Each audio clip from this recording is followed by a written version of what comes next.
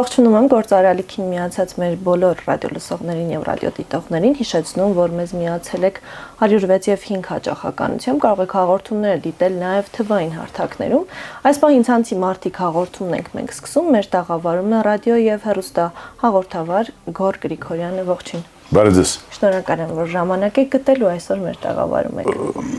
Շնորհակալություն, որ կանչել եք, մի քիչ չեմ հասկանում ինչու, բայց շնորհակալություն։ Ասեմ ինչու, որովհետև դուք այն մարդկանցից եք, ով ժամանակին, երբ ցանցը չկար, ուներ լսարան ու կարծիք թելադրող մարդ եք եղել, ինչպես այսօր ասում են ինֆլուենսեր։ Այսօր նաև դուք ցանցում եք, կարելի ասել ինչ-որ չափով ինֆլուենսեր, ուզում եմ հասկանալ տարբերությունները։ Հիմա հենց այդտեղից սկսենք, որոնք են տարբերությունները երկու լսարանների միջև։ Իրականում ըստ երևույթի լսարանն է պետք հարցնել, քանի որ ես ոչ թե լսարանի այս կողմն եմ ներկայացնում։ Բայց դուք գեներացնում եք այդ լսարանը։ Գեներացնում եմ ու իրականում ոչ մի տարբերություն չեմ տեսնում ինձ համար։ Այն առաքելությունը, որը ես կատարում եի մինչև ցանցեր գալը մեր կյանք, շարունակում եմ հիմա էլ եւ ինձ թվում է, որ այդքանը։ Իսկ հեշտացել է ցանցում գործունեությունը, թե ժամանակ ավելի լավ էր, ավելի հեշտ էր ու օֆլայն հարթակում աշխատելը ավելի հետաքրքիր է ոնց է։ Գիտեք, այստեղ հեշտ ու դժվարի խնդիրը չէ, ինձ թվում է, որ սա ուղղակի ժամանակի թելադրանք է եւ մենք պետք է այս ժամանակի թելադրանքին հասցնելու համար թելադրության մեջ շատ քիչ տարասխալներ եւ կետադրական սխալներ կատարենք եւ դա միայն անիմաստ է խոսել նրա մասին լավ է, լավ չի, վատ է կամ շատ վատ է, հեշտ է, դժվար է, որովհետև եթե չլինես հիմա ցանցում, պարզապես այն մեծ զանգվածը, որը որ այս պահին օֆլայն շատ ավելի քիչ է լսում եւ դիտում, դու իրենց համար պարզապես կլնես invisible man։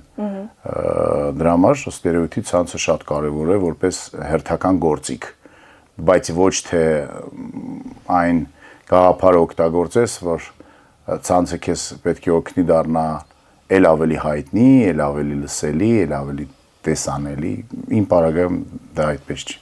Օրինակ ոնց եք նայում այն հարցին, որ ժամանակին շատ բարդ էր այդ հայտնիություն ունենալը ու այդ լսարան ձևավորելը, ստեղծելը, բայց այսօր կարող է դա ժամեր տևել կամ օրեր։ Դե հա, կարելի է հիմարություն ինչ-որ անել եւ դառնալ հայտնի, բայց դա չէ, բայց դե տարբեր աստիճաններ կա, չէ, այդ հայտնիության ինձ թվում է եւ տարբեր լեվելներ, մակարդակներ քվանտային ֆիզիկայում այդպես։ Չէ, բայց եթե համեմատենք ամեն դեպքում հեշտացել է շատ մեծ տոկոսով այդ process-ը։ Խելացի մարդկանց համար չի հեշտացել, ինձ թվում է նույն դժվարությամբ է, որտեղ խելացի մարդը հասկանում է, որ ինքը ոչինչ չգիտի եւ անդադ ուզում է ինչ-որ նոր բաներ իմանալ։ Դա այն ժամանակ էր այնպես եւ հիմա էլ է այդպես։ Իսկ հիմար մարդկանց համար միգուցե հեշտացելը այստեղ անվիճելի է դա, որովհետեւ կարելի է ուղակի ինչ-որ բան անել, չի մերկանալ, կիսամերկանալ, բղավել ինչ-որ բան,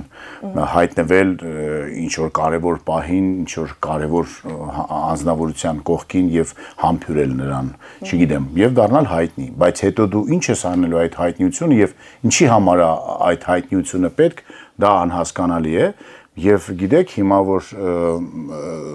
ձեր ասած, եթե ես դες ճիշտ եմ հասկանում, այդ հայտնի մարդկանց անունները ինձ թվարկեք, ազգանունները, կոչումները ես 80%-ին չեմ ճանաչի, որովհետև ինձ համար նրանք միևնույն է դա մնացել են անտեսանելի, որովհետև ոչինչով ինձ չեն հետաքրքրել իրենց կյանքում։ Բայց միևնույն ժամանակ ցանցը ինձ օգնել է ինձ համար բացահայտել այն մարդկանց, որոնք որ իհարկե ժամանակին չկային, ոչ ռադիոյում, ոչ հեռուստատեսությամբ, բայց ցանցը սկսեցին օգտագործել եւ դարձան շատ հայտնի եւ շատ կարեւոր մարդիկ մեր կյանքում։ Ազատություն կա ամեն դեպքում այդտեղ ու լավ ազատության մասին է կարծում եք այդտեղ խոսքը գնում։ Գիտեք, ինձ համար ամենակարևորը ներքին ազատությունն է, այն ազատությունը, որ յուրաքանչյուր մարդ իրեն թույլ է տալի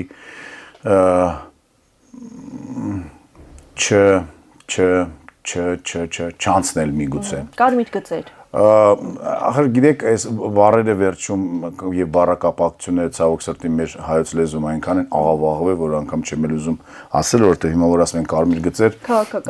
10% մտածում է ասֆալտին նկարած կարմիր գծերի մասին, կամ կապույտ, իսկ այն մնացած 80%-ը հասկանում են ինչ որ այլ կարմիր գծեր։ Չէ, քո ներքին ազատություն, այսինքն ինչքան դու քեզ կարող ես թույլ տալ լինել անկաշկանդ, ազատ, չխանգարելով դիմացինին եւ այլն։ Պարզա որ քանի որ սահմաններ չկա ցանցում, եթե մենք խոսում ենք համացանցի մասին, եւ ցավոք սրտի, եթե պարզա որ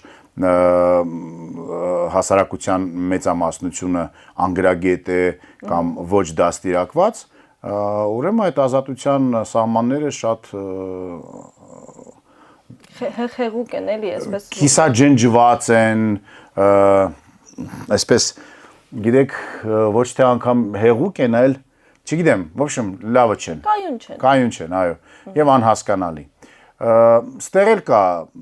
բաներ, որոնք որ օրինակ, ինչի է դա չեն թույլ տալիս, որովհետեւ թքած ունեն տարբերակ A եւ տարբերակ B, որ իսկապես մարդիկ մտածում են, որ միգուցե այդպես ավելի լավ է։ Չգիտեմ։ Բայց ինձ թվում է, որ յուրաքանչյուր մարդ պետք է հասկանա ինչ է նշանակում ազատություն։ Օրինակ ինձ դուրս չի գալի, երբ որ հայհոյում են եւ կապ չունի դա ցանցում է արվում թե ոչ։ Պարզապես դուրս չի գալի եւ ես չեմ հայհոյում։ Ես հասկանում եմ, որ պայքարել դրա դեմ անիմաստ է, այսինքն ամպագորգոր բառեր խոսել կամ դիմել ոստիկանությանը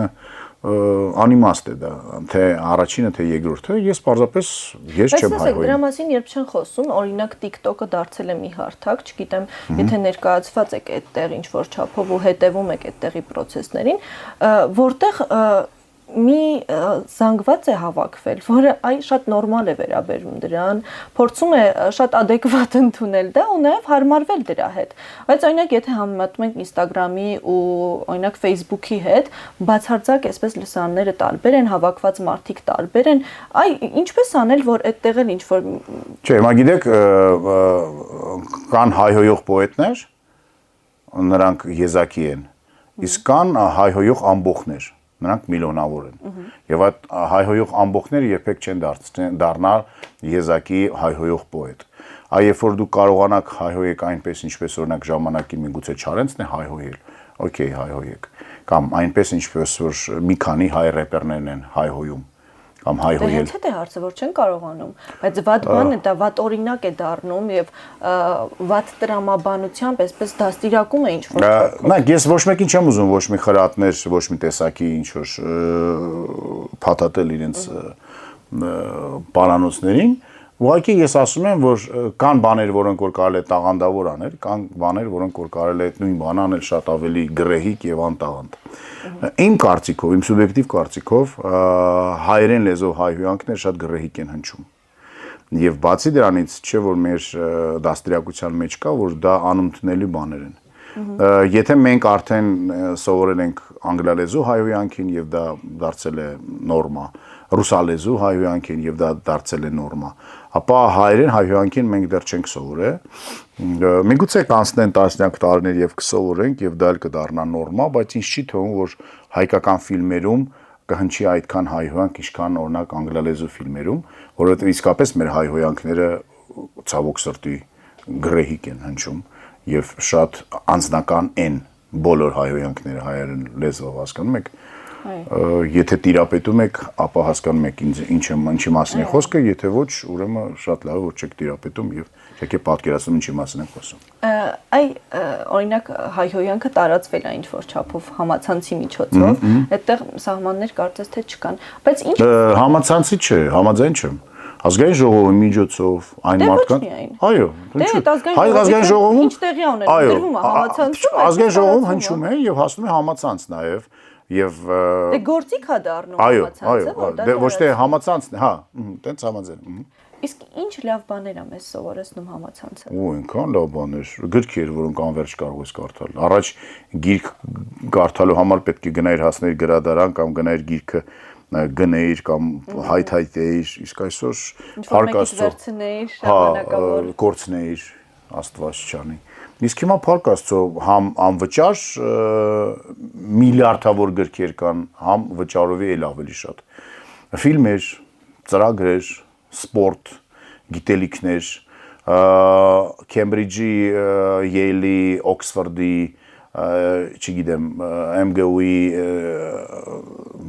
բոլոր պրոֆեսորների, դոցենտների լեկցիաները անվճար կան, բացիր, ուսումնասիրիր, սովորիր։ Մարդիկ ալարկոտ են իրենց էությամբ եւ ցավոք սրտի հայհոյել ավելի հեշտ է, քան գիրք կարդալը կամ կապիկի կամ թութակի պես կրկնել է դա։ Այսինքն մարդիկ օգտագործում են այն ինչ որ ինձ ավելի հեշտ է եւ մատչելի եւ հոգեհարազատ։ Բայց համացանց շատ Այստեղ հարցը այն է, որ հաճախ այդ վատն է միշտ ընդունվում, ընկալվում, շատ դիտումներ հավաքում ու դրա դեմ պայքար չկա։ Այ դրա մասին խոսենք, էլի ոնց անել, որ հանրությունը չմտածի, որ այ դե ոչինչ ես նայում եմ, անցնեմ գնամ ու այդպես միլիոնավոր մարդիկ նայում են օրինակ մեկ տեսանյութ, որը բավականին վատ կոնտեքստ ունի ու ինքը տարածվում է պարզապես ու սկսում է ազդեցություն թողնել։ Ոնց անել, որ այդ դաշտը մաքրվի։ Շուրջ մենք մեր փողոցները չենք կարող մաքրենք, ես դաշտ մաքրելու մասին կարող եմ։ Բայց պիտի խոսենք չէ դրա մասին, պիտի մի բան անենք։ Փողոցներ մաքրելու մասին պիտի խոսենք հաստատ եւ մաքրենք։ Այս դաշտը մաքրելու մասին դժվար կարողանանք ինչ-որ բան անգամ խոսել, որովհետեւ մեր այս պահին խոսածածը 10 րոպեից արդեն դառնալու է պատմություն եւ վերջ, եւ ոչ մեկ չի հիշելու թե ես եւ դուք ինչ խոսեցինք այս թեմայով կամ մեր վրայով անցնելու են գնան։ Յուրաքանչյուր մարդ ինքը իր համար պետք է պատասխան տա։ Ինձ օրինակ դուր չի գալի այդպիսի նյութեր եւ ես բացարձակ չեմ էլ դիտում։ Այսինքն մենք պետք է հասկանանք, որ այս ամենը ալգորիթմներ են եւ ինչքան շատ ենք մենք դիտում, այնքան ավելի շատ է դիտվում, դա դառնում է մի ձնագունդ, իսկ ինչքան քիչ դիտենք, այսինքն ինչքան անտեսենք, այնքան դա կմնա անտեսված։ Դրա համար իմ միակ հորդորանքս անտեսեք։ Այն ինչ որ կասկածում ենք անգամ, որ դա վատ բան է կամ ձեզ պետք չի։ Օրինակ ես չեմ հասկանում, ինչ են մարդիկ նստում ժամերով եւ կարդում կամ դիտում վատ նորություններ։ Հնդկաստան-Պակիստան պատերազմի մասին, Իսրայել-Համաս, այնտեղ Ադրբեջանը չգիտեմ ինչ արեց։ Ինչի համար մենք կարող ենք փոխել, դուք կարող եք փոխել այդ իրավիճակը։ Դե իմ դեպքում փոքր այլ է։ Ձեր դիտված պահը կարող է փոխել ինչ-որ բան։ Դրա տեղը մի հատ գիրք բացեք, կարդացեք, ձեր երեխայի հետ խոսեք, ձեր կնոջը մի հատ գրկեք, համբյուրեք, զանգեք ձեր մայրիկին կամ հայրիկին, մի բան հարցրեք, ոնց ես, ինչ ես, ծառ տնկեք մի հատ։ Վերջը լիքը ուրիշ լավ բաներ կա, որ կարելի անել։ Անիմաստ էս բութ մատի մուսկուլը աճացնում ենք, դարձնում ենք, չգիտեմ ինչ, չգիտեմ, ես չեմ զայրանում, ես չեմ նորից եմ ասում, եթե դուք ինձ չբզբզեք, ես դրա մասին չէի խոսելու միգուցե, բարբերաբար երբ որ ինձ հարցնում են, ես խոսում եմ իհարկե, բայց ես հասկանում եմ, որ սա անիմաստ Դոն Կիխոտը, թե հայերեն Դոն Կիշոտ են ասում, չէ՞։ Ես Դոն Կիխոտը։ Դոն Կիխոտը դուրս էր եկե պայքարի այդ բաների դեմ, չէ՞, ջաղացների դեմ։ Ու անիմաստ, չէ՞, լրիվ։ Ու անիմաստ չէ, իհարկե մենք իր մասին հիշում ենք։ Չէ, ոչ թե այստեղ պայքարի մասին է խոսքը գնում, այլ թե մենք ինչ անենք, որ ճիշտ չշարժվենք այս դաշտում, մեզ չվնասի։ Մենք այնքան սխալներ ենք։ Վատ հանրություն չդառնանք։ Մենք այնքան ենք մեր կյանքում սխալներ անում, որ այս ցանցը ինձ թվում է, որ այդ սխալների ցուցակում, չգիտեմ, ինձ մոտ առաջին տասնյակում տեղ չունի հաստատ։ Ուղղակի պետք է մանկուց յուրաքանչյուրս ունենանք ցանցային հիգիենա, հասկանանք ինչ է դա, ինչ չի, ինչ կարելի անել, չէ, վերջը մեր հասարակությունը կարծես թե արդեն սովորել է, որ պետքանից հետո ձեռքերը պետք է լվանալ։ Եթե մեկի ոտքին կանգնում է, շնորհակալություն է պետք ասել։ Եթե ինչ որ ճանապարհ ես խնդրում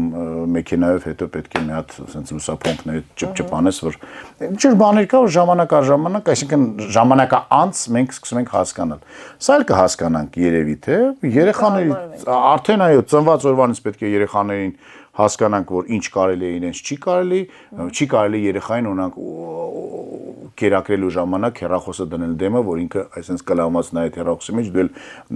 բանանես, քդալը բերես, ինքը բերանը բացի, հետո դառնա եկա 30 տարեկան էշ, ու էլի միջև հեռախոսը դեմը չլինի, չկարողանա այդ մարսողական process-ները առաջ տալ։ Հասկանում եք,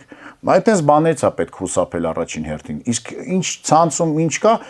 գոյություն ունեն էթիկական նորմաներ, որոնք որ դարեր շարունակ չեն փոխվել, չէ՞, սուրբ գրքերում գրված։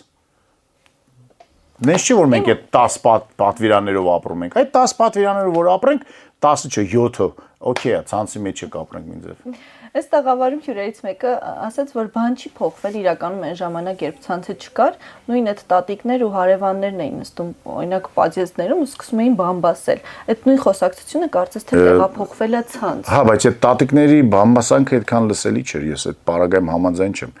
որովհետև գիտեք, իմ մասին ես համոզված եմ, իմ մասին այն ժամանակ, երբ որ ցանց չկար, երբ որ ես 80-ական թվականներին ճղճղած ջինսերով եմ այգարել, երկար մազերով, չգիտեմ ձեռքերից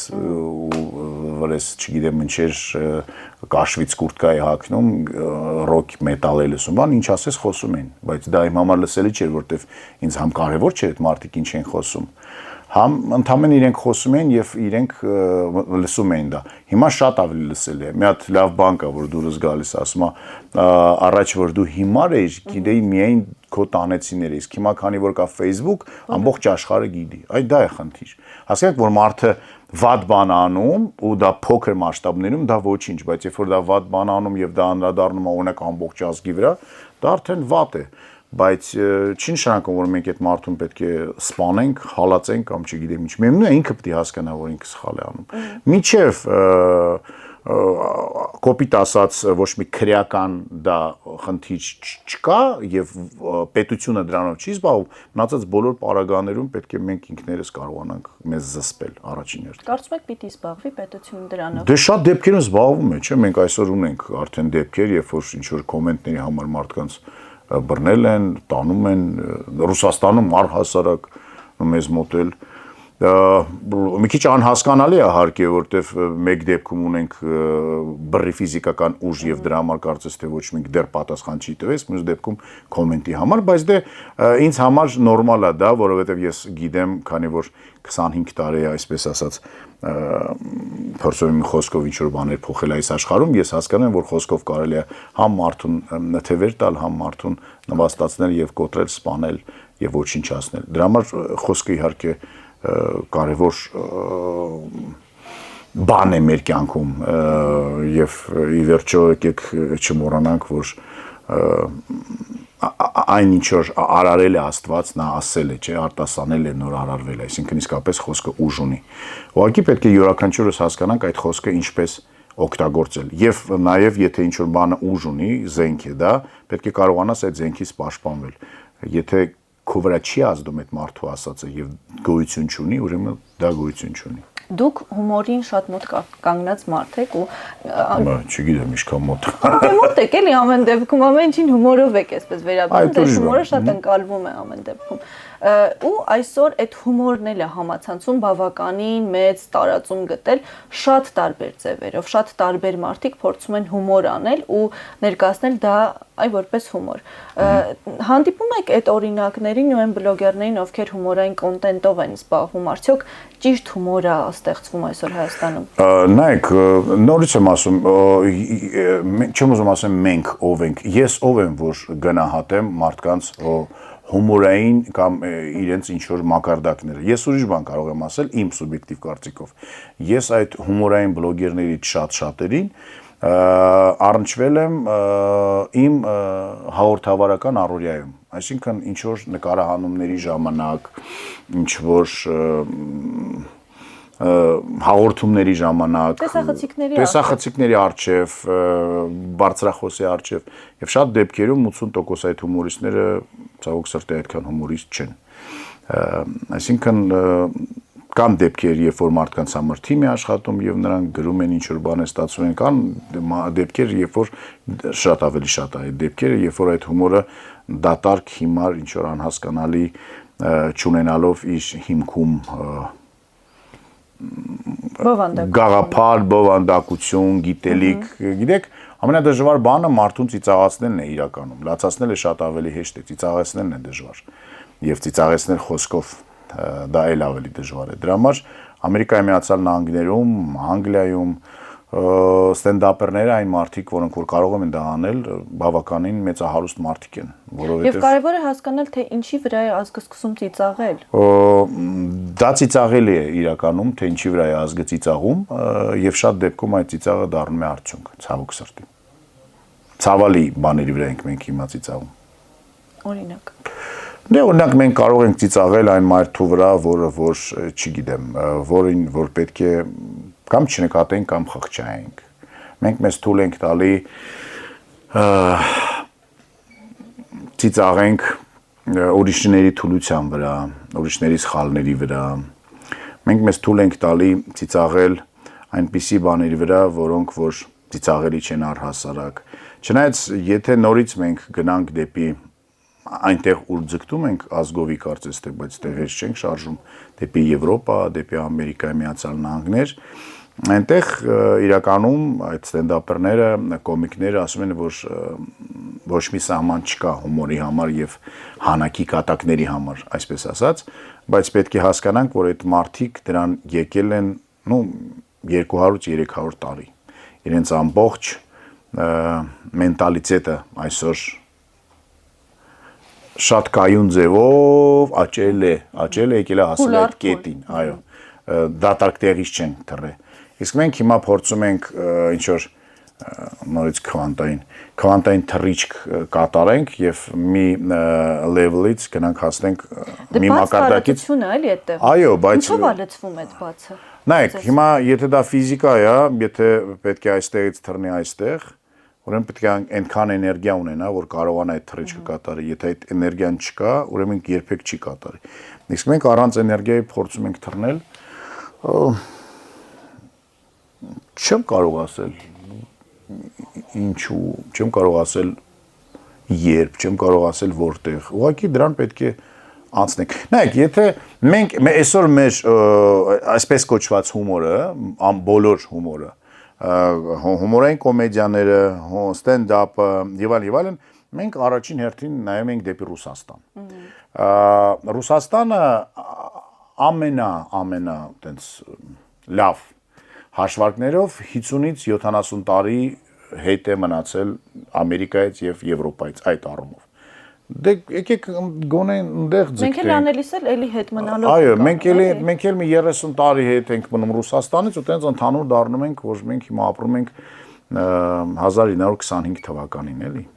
Բայց խոսում են եվրոպական արժեքների մասին։ Դե խոսալը հեշտ է, դիմա։ Չէ, մարդիկ մտածում են, որ իրենք Եվրոպան բերում են Հայաստան եւ այն ինչ որ Չէ, դե գիտեք, հիմա մենք խոսում ենք եվրոպական արժեքներից, բայց երբ որ խոսքը գնում է դրա մասին, միայն հիշում ենք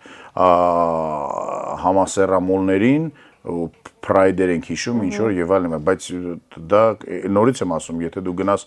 դու Եվրոպայում ապրում ես եւ գնաս այն մարդկանց հետ ընդդեղի շփվես, կհասկանաս, որ դա իրենց ցուցակում կարող է 647-րդն է, էլի իրենց խնդիրների, խնդիրները, չէ՞ որ ընդեղ այլ բաներ կա։ Ու բերելու այլ բաներ կա, էլի ամեն դեպքում։ Դե իհարկե, բերելու շատ կարևոր բաներ կան։ Բերելու լիքը բան կա, որ քամին փչումը այդքան փոշի չկա եվրոպական քաղաքները, որտեղ շինարարները այնպես են փակում իրեն շինարարությունը, իսկ քաղաքապետարանը շինարարների հետևում է եւ այլն եւ այլն եւ այլն։ Տեխնոլոգիաները զարգանում են այդտեղեր։ Ավելի ակտիվ, քան մեզ մոտ են կարծես թե համենայն դեպս խոսքերով զարգանում, բայց դե խոսքերով դեռ ցավոք սրտի ոչ։ Որպես հայր անգլումով ո՞նց եք վերաբերվում երեխաների ցանցում ներկայացված լինելուն եւ սպառելուն այդ ամենը։ Դե նորից եմ ասում, կան բաներ, որոնք Օրինակ դուք սահմանափակում եք։ Չեն կարող պայքարել։ Սահմանափակում ենք ամենափոքրին, մեր սահմանափակումները նենց են, որ սմարթֆոնը իր ձեռքում է հայտնվում ուրբաթ, շաբաթ եւ կիրակի, ուրբաթ երեկոյանից շաբաթ եւ կիրակի կեսօր։ Հանգստյան օրերին։ Հա, էլի կոպիտ ասած այդպես, բայց դե պարզա որ բոլորը ունեն գադջետներ մնացած երեխաները եւ արեգը երբ ուզի ոնց ուզի էլի կօգտվի այդ ամենից։ Մոտավորապես պատկերացրում կազմում եմ թե արեգը ինչ է անում համացանցում ամենափոքր տղաս, մեծ տղայից համարյա չունեմ գաղափար, մեծ 18 կդառնա հեսա այս տարի։ Դե աղջիկս շատ ավելի մեծ են 25 եւ 20 տարեկան նրանց։ Իսկ ինչ են անում այդ տարիքի երեխաները համարյա։ Որ տարիքի։ Այդ փոքրը։ Փոքրը արեգը ֆուտբոլային ինչ որ ոդկասթներ ա նայում, ինչ որ մուլտֆիլմներ, ցավոք սրտի չի նայում այն օրինակ ինչ ես կուզեի։ Օրինակ այսօր մենք ունենք մեծ խնդիր արեգ եւ մաթեմատիկա, եւ շատ ավելի լավ կլներ, որ օրինակ արեգը ոդկասթներ նայեր մաթեմատիկայի մասին, հայերեն լեզվով համոզված եմ որ կան, որտեվ 100%-ով տեսել եմ ռուսերեն հետաքրքիր ոդքասթներ այդ թեմայով, անգլերեն, ուկրաիներեն եւ մտածում եմ որ նաեւ հայերեն կա, բայց հիմա հայերեն շատ քիչ կոնտենտ կա։ Նոր ստեղծվում է։ Դե ցավոք սրտի, այդ օրինակ այդ հայ հումորիստները չկայացած կարող են միգուցե լավ հետաքրքիր երեխաների համար հետաքրքիր ոդքասթներ անեն մաթեմատիկայից, որտեվ այսօր երեխաները ցավոք սրտի դա խնդրեմ է մեծ, որ չեն կարողանում լսել դասը, չեն կարողանում կենտրոնանալ եւ լսել դաս անել։ Իսկ եթե դա լինի ոդքասթ կամ ռիլ 1 րոպեանոց թե ինչպես կարելի է պարագիծը հաշվել եւ ինչ անել դրա հետ, ինչ խաղալ։ Տեխնիկաներ դե կան համացանցում ու այդ կարծում եմ բավականին օգնում է։ Այ դա, հա, հիմա ես շատ կուզեի որ արեգա այդպիսի բաներ նայեր, բայց ցավոք սրտի ոչ, նա նայում է այն ինչ որ իրեն դուր է գալի եւ ինչ որ իրեն չի ստիպում մտածել միգուցե, հասկանում եք, դա է խնդիր։ Իմ համար ամենամեծ խնդրեմը դա է։ Հույսով եմ որ մի քիչ կմեծանա կսկսի ինչ որ բաներ հասկանալ, չենք ուզում եւ չենք կարողանում ճնշել ըստ երևույթի։ Դրա համար դեռ ազատ է, բայց ինչ որ տենց վատ բաներ կամ շատ վատ բաներ ինձ թվում է որ չի դիտում։ Այ այդ դպրոցում դասերին չկենտրոնանալու մասին խոսենք, համացանցնել է ազդել դրա վրա այդ փոքր կարճ ռիլերը, որոնք անդադ ուշադրությունը շեղում են ու արդյոք չեն կարողանում երկար ժամանակ։ Նույն բացի դրանից ոչ թե շեղում են, այլ գաղափարն նրան է, որ 30 վայրկյանում կամ 1 րոպեում, այո, դա է։ Ինչ անեն ուսուցիչները այս դեպքում, մտնեն ցանցում գործունեություն ծավալեն։ Լսեք, դե պետք չի հեծանիվ մոգոնել, չէ՞ որ գոյություն ունի Ֆինլանդիա, Դանիա, Շվեդիա, Անգլիա։ Գոյություն ունեն այսպես ասած երկրներ, որտեղ որ այդ հարցը լուծված է։ Եվրոպական շատ երկրներում բացարձակ արգելվում է սմարթֆոնը բերել դպրոց։ Վերջ։ Մեր դպրոցներում դա մեծ խնդիր է, որովհետև օրենքը այսպես է ասում, որ դա իմ անձնական իրն է եւ ոչ մեկ իրավունք չունի իմ անձնական իրը վերցնի կամ ձեռք տա։ Հասկանում եք։ Անկամ այստեղ կան դպրոցներ, որտեղ որ օրինակ դասի ժամանակ երեխաները տանում դնում են ինչ որ արկղի մեջ, բայց ցավոք սրտի պետական դպրոցներում մենք այդպիսի իրավիճակ չենք տեսնում եւ տեսնում ենք իրավիճակ, որ ամեն ինչով երեխաները զբաղված են բացի դասից։ Դասատուն է շատ դեպքում դա հարմար է, որտեղ եթե դու ունես 36 հոգի դասարանում ու 8 հոգի խանգարող, ավելավորենք այն որ ուտացնում են, որ ասեցի, այդտենց մտնեն նրանց հեռախոսի մեջ ձեն չանեն, քան դու խնդիրներ ունենաս։ Մոտեցումն է պետք փոխել եւ նաեւ այո դպրոցը ուսուցիչները պետք է հասկանան թե ինչպես կարող են այսօրվա սերունդը հետաքրքրել որ ավելի հետաքրքրված լինեն, չէ՞ որ ժամանակին մեզ տալիս են գիտելիք եւ մեզ սովորացնում են օրինակ այդ գիտելիքը գտնել, սովորել, կարդալ եւ հիշել, որովհետեւ եթե դու չհիշես, պետք է անպայման գնաս գտնես եսին բորդից։ Կամ գոնե ֆիքսել ինչ-որ մի որ հետո իսկ հիմա խնդիր չկա, չէ՞ հիշելու։ Հիմա պետք է պարզապես երեխաներին սովորացնել այդ օվկիանոսի մեջ, այդ մեծ զանգվածի մեջ ինչ որ բաներ փնտրել, հասկանալ ինչի հետևից է, անալիզ անել, փորձել քննադատել այդ ամեն ինչը, փորձել հասկանալ, ինչ կլիներ, եթե այսպես լիներ, ինչ կլիներ, դա է ամենամեծ խնդիրը եւ այսօրվա մեր երեխաներին եւ մեր սերունդին դա է պետք։ Իսկ ցավոք սրտի դպրոցը դեռ ապրում է 20-րդ դարի 50-ական, 60-ական, ու գոնե 80-ական եւ 90-ական թվականներով։ Այո, իսկ դուք ձեզ սահմանափակում եք ցանցում ժամային տեսանկյունից։ Գիրք կարդալը դա սահմանափակ է ցանցում։ Կարծում եմ չէ։ Սոց ցանցերում աշխատել չեմ մտածում, ուղղակի լինեմ այնքան ինչքան որ պետք է։ Իմ ամենաշատ ժամանակը գնում է ինչ որ ինտերվյուներ դիտելու վրա, միգուցե ֆիլմեր դիտելու վրա, չնայած այս սմարթֆոնով չի արդեն հեռուստատեսությամբ, բայց էլի ինտերնետ է, չէ՞ դա Netflix-ը ինտերնետ է, համացանց է։ Համացանց։ Ահա, դե Netflix-ի սերիալներ օրինակ եւ գիրք կարդալը։ Իմ ամենաշատը դա է, բայց սոցցանցերը այո, ես շատ եմ ջղայնանում հիմա ու մտածում եմ անդադ, ասում եմ որ հիանալի գաղափար ունեմ, անվճար հիմա նվիրում եմ ինչ որ մեկին հայ ստարտափերներին, որ կարողանան ինչ որ մի հավելված հորինեն, որտեղ որ կլինեն մարդու բոլոր մեսենջերները, բոլոր, ինչքան որ մարդը ունի։ Եվ այդ հավելվածը մտնելուց, օրինակ դուք ինձ գրում եք մեսենջերով, չէ՞։ Ես չգիտես ինչու ինձ թվում էր, որ դուք ինձ գրում եք Instagram-ով կամ Telegram-ով։ Ես դες կարող եմ 20 րոպե այնտեղ մանգամ, հետո հիշում որ վերջը ասածս ինչ է, որ այդ դրանք է, որտեվ Viber կա, WhatsApp կա, Telegram կա, Messenger կա, Instagram կա, էլի կան, Skype-ը փարկաստո փակվեց։ Այսինքն տեսեք ինչքան շփվելու համար բաներ կա, ուղիներ կա եւ ինչքան մարդու հետ եմ ես օրական շփվում տարբեր պարագաներում, ոչ միայն անձնական, ինչ որ գործնական եւ այլն։ Եվ դա խնդիր է։ Հիմա եթե ինչ որ մեկը կարողանա այդ բոլոր մեսենջերը մեկ վայրում հավաքել եւ օրինակ ես մեկ բառով, օրինակ գրելով 106.5 կարողանայի գտնել ձեզ միանգամից, շատ ավելի հեշտ կներ ու լավ կներ։ Դրա վրա է ժամանակ բավականին ծախսվում։ Հիմա շատ դեպքերում մարդիկ իրար հետ անգամ հեռախոսով չեն խոսում, ինչ որ կամ գրվում են կամ ձայնային են ուղարկում, դա էլ է ժամանակ զբաղացնում, բայց մնացած դեպքերում ամենաշատը գիրք կարդալ կամ ինչ որ բան դիտելու վրա է ինձ մոտ։ Վերջում ուզում եմ նաև TikTok չեմ թերթում ամենայն դեպս։ Այդ շատ լավ է։ Ես էլ չեմ թերթում։ Վերջում ուզում եմ հարցնել ձեր կարծիքով թելադրող մարդը, ինֆլուենսերը ով է այսօր, իր կերպարը դուք ոնց եք պատկերացնում ու ով պիտի իրականում լինի։ Դե չգիտեմ, իրականում իհարկե պետք է խելացի իմաստուն մարդ լինի վերջով,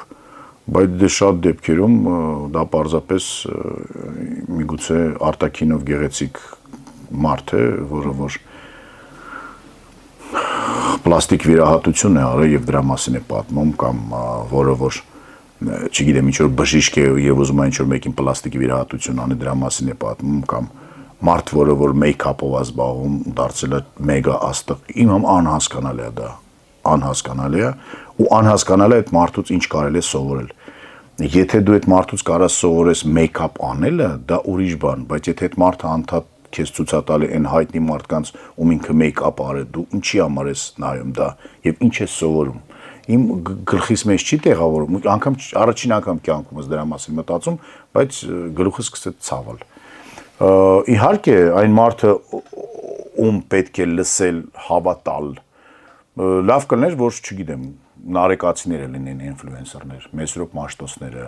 Հենրիկ Մխիթարյանը եղել են այսօր ցավոք սրտի դե հիմա այդ տենց երևի տենց կուզեի Շնորհակալ եմ զրույցին ես եմ շնորհակալ մեզ լսողներին եւ դիտողներին հիշեցնեմ որ ցանցի մարդիկ հաղորդումն եք լսում իմ զրուցակիցը Եգոր Գլումովն էր ռադիո եւ հեռուստա հաղորդավար այսօր այսքանը կհանդիպենք հաջորդ շաբաթ լավ եղեք